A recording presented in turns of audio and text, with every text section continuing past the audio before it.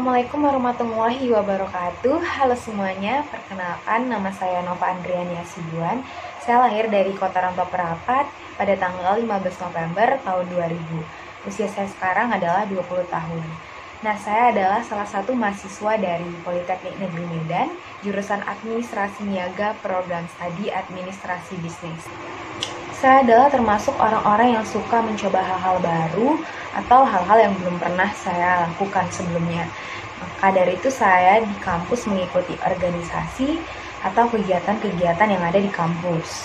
Meskipun saya mempunyai tingkat kepercayaan diri yang sangat rendah, maka dari itu saya memberanikan diri untuk mengikuti kegiatan organisasi dan yang lain-lainnya untuk melatih diri saya agar bisa berbicara, mengutarakan pendapat, dan lain-lain. Tetapi saya tidak begitu aktif lagi di kegiatan organisasi dikarenakan keadaan yang tidak mendukung. Jadi ketika ada kegiatan-kegiatan organisasi yang dilakukan secara langsung di kampus, baik itu di kampus maupun di daerah-daerah kampus, saya tidak bisa ikut hadir dikarenakan saya berada di kampung saya. Tetapi saya sempat mengikuti kegiatan organisasi secara langsung di periode sebelumnya karena kan belum adanya masa-masa pandemi. Selain pernah mengikuti organisasi dan yang lain-lain, saya juga pernah mengikuti English Presentation Contest yang diadakan oleh MICE, tapi bekerja sama dengan prodi saya. Jadi prodi saya itu bisa menjadi panitia juga dan bisa menjadi peserta. Nah, pada saat itu saya dan 4 teman saya lainnya direkomendasikan dosen bahasa Inggris saya untuk mengikuti perlombaan itu. Tapi pada saat itu kita tidak ada yang mendapatkan juara, tetapi mendapatkan pengalaman yang berharga. Itu adalah first time saya public speaking di depan orang-orang, dan saya merasa itu adalah pengalaman yang berharga untuk saya, meskipun pada saat itu juga merasakan nervous dan yang lain-lain juga. Pengalaman-pengalaman yang saya dapatkan itu sangat berharga bagi saya, meskipun sebelumnya saya berpikir bahwa saya tidak bisa melakukannya dan tidak sanggup. Tapi kalau tidak dicoba kita tidak tahu hasilnya, jadi lebih baik mencoba. Saya memiliki hobi membaca sejak SD. Jadi pada saat SD itu saya senang membaca majalah, namanya majalah Bobo. Majalah ini emang diperkhususkan untuk anak-anak. Seminggu sekali saya wajib beli sama ayah saya. Nah, majalah ini berisi dongeng, cerita-cerita, dan banyak gambar-gambar yang seru. Jadi wajar kalau anak-anak kan suka gambar-gambar ya, jadi lebih semangat untuk bacanya pada saat itu. Terus pada saat kelas 4 SD atau kelas 6 SD, saya mulai baca buku-buku novel, tapi novelnya berceritakan sesuai dengan umur anak-anak gitu. Tapi saya minjam sama teman saya karena harga novel kan lebih mahal ya dari majalah Bobo. Jadi saya minjam sama teman saya.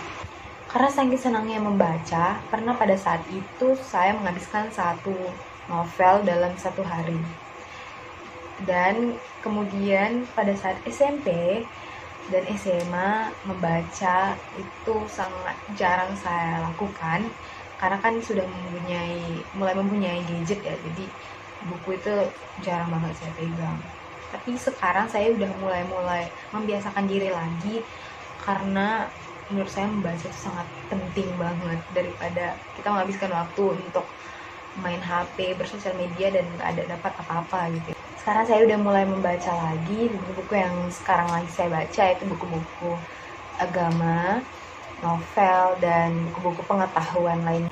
Pada saat masuk kuliah, saya mempunyai hobi makeup dan skincare. Meskipun fasilitas untuk mendukung hobi ini tidak memadai, tapi saya senang belajar makeup.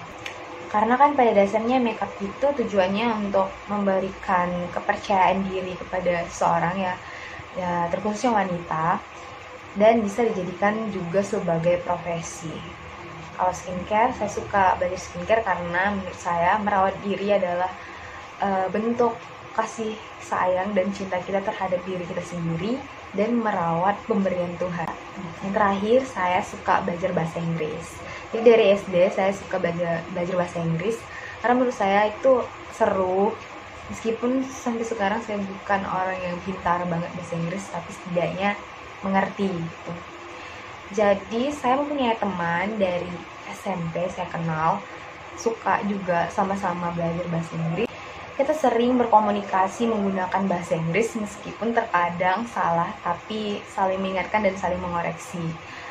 Dan juga pernah kita menggunakan aplikasi, di mana aplikasi itu kita bisa berkomunikasi langsung dengan orang asing. Jadi kita saling belajar sama-sama, dan mereka juga kadang belajar bahasa Indonesia juga. Karena saya menyadari bahwa bahasa Inggris itu penting. Karena kan pada dasarnya bahasa Inggris itu adalah international language. Jadi mau kemanapun kita harus bisa berkomunikasi dengan menggunakan bahasa Inggris. Sekian dari saya. Apabila ada kesalahan, saya mohon maaf. Terima kasih atas perhatiannya. Wassalamualaikum warahmatullahi wabarakatuh.